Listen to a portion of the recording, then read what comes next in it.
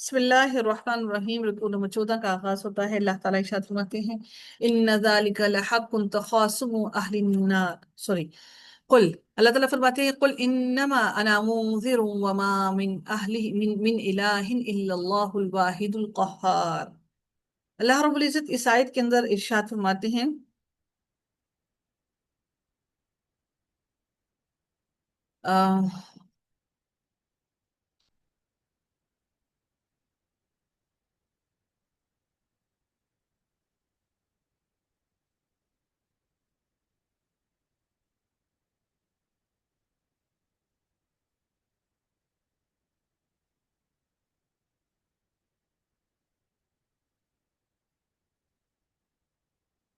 اللہ تعالیٰ فرماتے ہیں کہ قل انما انا منذر وما من الہ الا اللہ الواحد القہار۔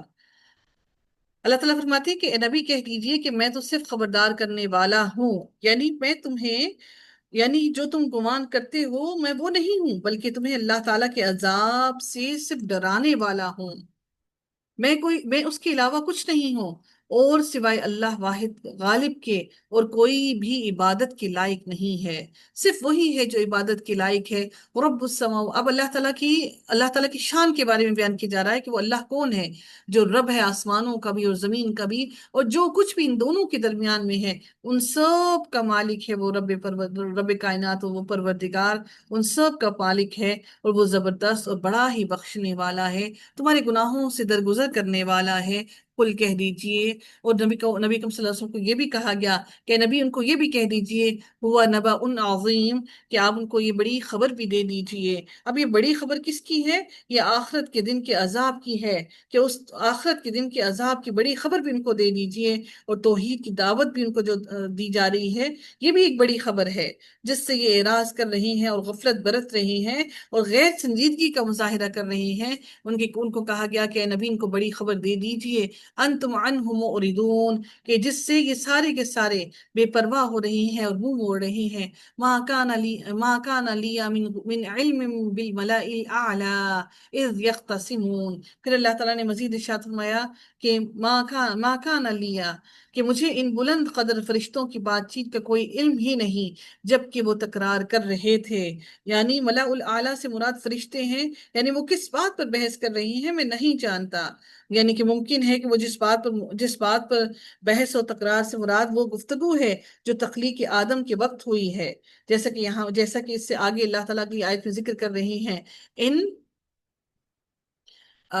یعنی کہ اذ یختصمون، کہ وہ کس بات پر آپس میں جھگڑ رہی ہیں، مجھے اس کا کوئی علم نہیں۔ ان یوحا الی الا انما انا نذیر مبین۔ پھر اللہ تعالیٰ فرماتے ہیں کہ میری طرف فقط یہی وحی کی جاتی ہے کہ میں تو صاف صاف آگاہ کر دینے والا ہوں، یعنی میری اللہ تعالیٰ نے صرف یہ ذمہ داری لگائی ہے کہ میں تمہیں صرف اور صرف صاف طور پر آگاہ کر دوں، جو اللہ تعالیٰ نے مجھے حکم دیا ہے میں صرف اور صرف وہی تمہیں کھول کھول کر بیان کر دوں۔ اذ قال ربک للملائکۃ انی خالق بشرا من طین، جبکہ آپ کے رب نے فرشتوں سے ارشاد فرمایا کہ میں مٹی سے انسان کو پیدا کرنے والا ہوں۔ یہ قصہ اس سے پہلے ہم دیکھتے ہیں کہ بہت سی صورتوں کے اندر اللہ تعالیٰ نے بیان کیا ہے۔ اب یہ پچھلی آیت یہاں سے کہیں نہ کہیں انٹرلنک ہے، کہ وہ جو فرشتے آپس میں جھگڑ رہے تھے یا یہ سوال کر رہے تھے، یہ پوچھ رہے تھے کہ ہم کس طرح کہ اللہ تعالیٰ کیوں زمین میں اپنا خلیفہ ایک انسان کو بنانے لگے ہیں، تو اللہ تعالیٰ فرماتے ہیں اذ قال ربک للملائکۃ انی خالق بشرا من طین، جبکہ آپ کے رب نے فرشتوں سے ارشاد فرمایا کہ میں مٹی سے انسان بنانے والا ہوں، میں زمین میں ایک جسم، ایک جنس، ایک بشر بنانے والا ہوں۔ انسان کو بشر زمین سے اس کی مباشرت کی وجہ سے کہا گیا ہے، کیونکہ اللہ تعالیٰ نے انسان کو زمین کی مٹی سے پیدا کیا ہے، اس لیے انسان کا جسم بادی البشر ہے، یعنی کہ یعنی اس کا جسم مٹی سے بنایا گیا ہے۔ اللہ تعالیٰ نے فرمایا کہ فَإِذَا سَوَّيْتُهُ وَنَفَخْتُ فِيهِ مِن رُوحِي فَقَعُوا لَهُ سَاجِدِينَ۔ پھر میرے رب نے مزید ارشاد فرمایا اگلی آیت کے اندر، سو جب میں اسے ٹھیک ٹھاک کر لوں اور اس میں اپنی روح پھونک دوں تو تم سب اس کے سامنے سجدے میں گر پڑنا۔ यानी उसे इंसानी इंसानी पैकर में ढाल लूं, यानी उसको इंसान की पूरी शक्ल सूरत में ढाल दूं और उसके तमाम अज्जा दुरुस्त और बराबर कर दूं। यानी वो रूह जिसका मैं ही मालिक हूँ, जिसको मैंने ही पैदा किया है, मेरे सिवा उसका उसका कोई इख्तियार नहीं रखता, जिसको फूंकते ही वो पूरा जिस्म हरकत करने लग जाता है। इंसान पहले बिल्कुल बेजान था, अल्लाह ताला ने उसके अंदर रूह फूंकी, अपनी तरफ से रूह फूंकी, अपनी तरफ से रूह फूंक कर अल्लाह ताला ने उसको पूरा जीता जागता इंसान और जिंदा इंसान, हरकत करने वाला बना दिया। और फिर मेरे रब ने फरमाया कि तुम फिर उसको सजदा करना। ये ताजीमी सजदा है, जैसे कि नबी अकरम सल्लल्लाहु अलैहि वसल्लम ने फरमाया अगर ये जायज होता।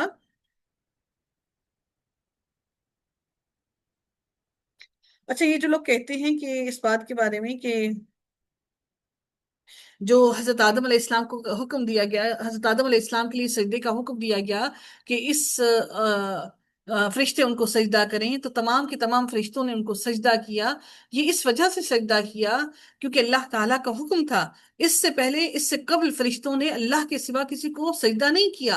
अल्लाह ताला ने फरिश्तों की आजमाइश लेना चाही, तो सारे के सारे फसजदल मलाइकतु कुल्लुहुम अजमाउन, तो सब के सब फरिश्ते यकदम ही फौरन ही अल्लाह ताला की बात सुनने की देर थी और उसी लम्हे सब के सब एक वक्त सजदे में गिर पड़े। अल्लाह ताला फरमाती है अब इबलीस ने क्या किया। इबलीस ने क्या कहा, इल्ला इबलीस, लेकिन इबलीस ने वही किया, तकब्बुर किया और वो काफिरों में से हो गया। और उसने सजदा ना करने की, अपनी इख्तलाफ करने की बात क्या बताई। कौला या इबलीस मा मनाअका, अल्लाह ताला ने उससे पूछा, ए इबलीस तुझे इसे सजदा करने से किस चीज ने रोका, जिसे मैंने अपने हाथों से बनाया। लीमा खलक तो भी यदैया, यानी मैंने अपने हाथों से, मैंने अपने दोनों हाथों से इस इंसान को बनाया है, तूने इसको सजदा क्यों नहीं किया। इस्तकबरता अम कुंत मिनल आलीन, क्या तू कुछ घमंड में आ गया है। अल्लाह ताला शैतान के दिल में उस घमंड को पहले से जानते थे, इसलिए अल्लाह ताला ने शैतान को भी हुक्म दिया कि वो भी सजदा करे। कौला, फिर वो अपने दिल की बात को बोला कि मैं बेहतर हूं इससे, और मुझे तूने मिट्टी से पैदा किया, जब तूने मुझे आग से पैदा किया जबकि इसको मिट्टी से पैदा किया। कौला फखरुज मिनहा फइन्नका रजीम, फिर उसने जवाब दिया कि मैं इससे बेहतर हूँ। इरशाद हुआ कि तू यहां से निकल जा, तू मरदूद में शामिल हो जा, यानी तो इस अल्लाह ताला की रहमत से दूर हो जा, तुझ पर फिटकार है हमेशा के लिए, तू यहां से निकल जा। व इन्ना अलैका लानती इला यौमिद्दीन, फिर मेरे रब ने मजीद इरशाद फरमाया, व इन्ना अलैका लानती इला यौमिद्दीन, और तुझ पर क़यामत के दिन तक मेरी तरफ से लानत और फिटकार है। क़ाल रब्बी फ़अंज़िरनी इला यौमि युबअसून, कहने लगा मेरे रब मुझे लोगों के उठ खड़े होने के दिन तक मोहलत दे दे। क़ाल फ़इन्नका मिनल मुनज़रीन, अल्लाह ताला ने फरमाया तू मोहलत वालों में से है, जा मैंने तुझे मोहलत दे दी। किस वक्त तक के लिए, इला यौमिल वक्तिल मालूम, उस दिन तक के लिए जिसका एक अल्लाह ताला ने वक्त मुकर्रर कर दिया है। अल्लाह ताला को उस दिन के वक्त का मालूम है, इंसान को उस दिन के वक्त का मालूम नहीं है। क़ाल फ़बिइज़्ज़तिका लअग़वियन्नहुम अजमाइन, अब देखिए कि शैतान ने भी अल्लाह की इज्जत की कसम उठाई। शैतान भी वो ये जानता है कि अल्लाह ताला वो है जो बहुत ज्यादा कुव्वत वाला और बहुत सख्त अजाब देने वाला है।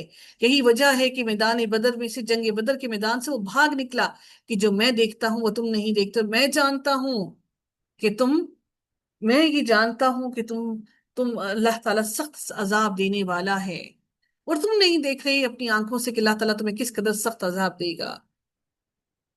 अब शैतान अगर ये सब कुछ जानता है, डरता नहीं है, तो हम भी इंसान देखिए, हम भी सब कुछ कुरान में बार बार पढ़ रहे हैं, लेकिन हम भी सब कुछ जानने के बावजूद अमल अपनी मर्जी के करते हैं।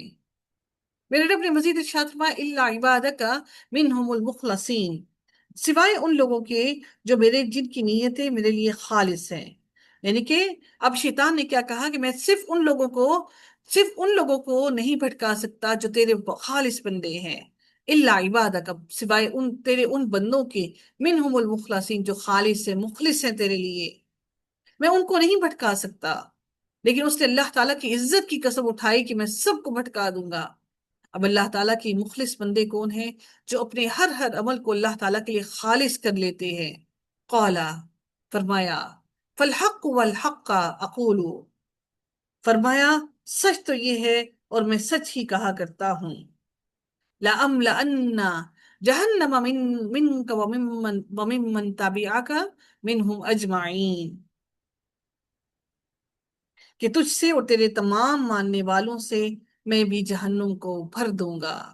لَأَمْلَأَنَّ جَهَنَّمَ، میں بھر دوں گا جہنم کو، تجھ سے بھی، من کا تجھ سے بھی، وَمِمَّنْ تَبِعَكَ اور ان سے بھی جو تیری پیروی کرتے ہیں، میں سب سے اس جہنم کو بھر دوں گا۔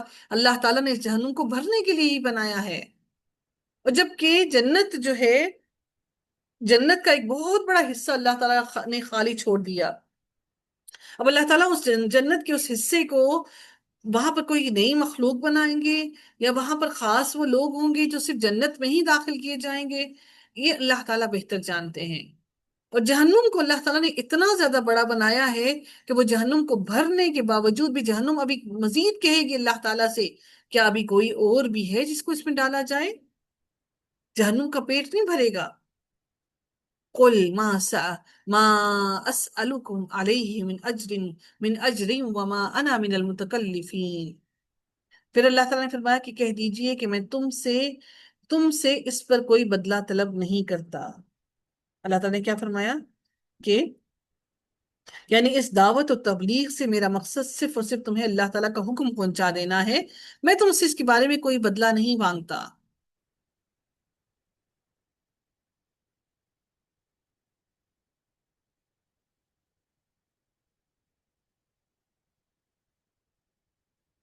پھر میرے رب نے اگلی آیت میں مزید ارشاد فرمایا، ان هو الا ذکر للعالمین،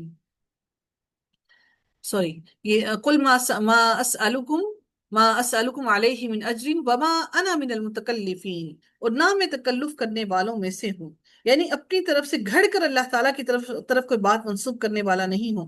جو اس نے کہی ہے میں تمہیں وہی صاف صاف وہی دعوت لا کر دے رہا ہوں، اس میں کوئی کمی بیشی نہیں کر رہا۔ حضرت عبداللہ بن مسعود فرماتے ہیں کہ جس کو کسی بات کا علم نہ ہو، اس کی بابت اسے یہ کہہ دینا چاہیے کہ واللہ عالم، یہ کہنا بھی علم ہے، اس لیے کہ اللہ نے اپنے پیغمبر کو کہا، فرما دیجئے وما انا من المتکلفین، اور اس میں کوئی بھی بے عزتی کی بات نہیں ہے کہ انسان یہ کہہ دے کہ مجھے اس کا علم نہیں۔ بدقسمتی سے ہم مسلمان، ہم انسان یہ سمجھتے ہیں کہ ہم نے جس سے کوئی سوال کیا ہے اس کو اس سوال کا جواب 100% لازماً آنا ہی چاہیے، اور اگر آپ کے ذہن میں اٹھنے والے سوال کا کوئی جواب نہ دے سکے تو ہم سمجھتے ہیں کہ اس کو تو کچھ آتا ہی نہیں ہے، جبکہ اللہ تعالیٰ نے نبیوں کو بھی یہ حکم دیا، کیونکہ کامل علم صرف اللہ تعالیٰ کے پاس ہے۔ اور جو انسان ہر سوال کا جواب دینے کی کوشش کرے تو یہ سمجھ لیجئے کہ وہ شیطان کے رستے پر چلنے والا ہے، کیونکہ اللہ تعالیٰ ہی ہے جو ساری کائنات کا علم رکھنے والا ہے۔ انسان اپنے علم کے لحاظ سے اس کے پاس مختصر علم ہے، وہ عاجز ہے۔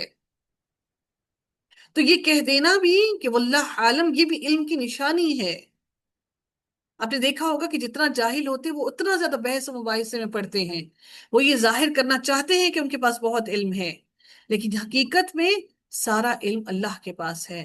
ان هو الا ذکر للعالمین۔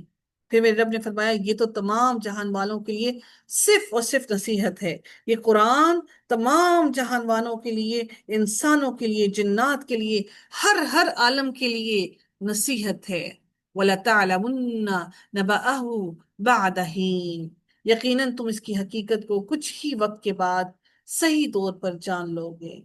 یعنی جن چیزوں کو بیان کیا ہے، جو وعدے اللہ تعالیٰ نے کیے ہیں، جس جہنم کا ذکر اللہ تعالیٰ نے کیا ہے، اور جو بھی معاملات ہیں، اللہ تعالیٰ وہ ساری کی ساری چیزیں تم پر یقیناً جلد ہی کھول دے گا۔ جس طرح سے اللہ تعالیٰ نے یوم بدر کو واضح کیا کہ اللہ تعالیٰ کی مدد کیسے آئی ان کی طرف، اللہ تعالیٰ نے فتح مکہ کے دن بھی واضح کیا کہ کس طرح اللہ تعالیٰ نے مسلمانوں کو فتح نصیب فرمائی۔ اللہ تعالیٰ اسی طرح سے ہم پر بھی یہ ساری باتیں روز قیامت کھول دے گا۔ حتیٰ کہ ہم دنیا میں بھی بہت سی چیزیں دیکھتے ہیں، لیکن وہی انا ہمارے پاس ہے، اسی انا کے سبب ہم چیزوں کو دیکھنے کے باوجود بھی ہم ان چیزوں کو نہیں مانتے اور نہیں ماننا چاہتے۔ اللہ تعالیٰ سے دعا ہے کہ وہ ہم سب کو راہ راست پر رکھے، عمل کرنے والا بنائے، اور اپنی انا سے محفوظ رکھے۔ وآخر دعوانا الحمد للہ رب العالمین، صلی اللہ تعالی علی خیرہ خلقہ اجمعین برحمتک یا ارحم الراحمین۔ سبحانک اللہم و بحمدک، نشہد ان لا الہ الا انت، نستغفرک ونتوب الیک۔ السلام علیکم ورحمۃ اللہ وبرکاتہ۔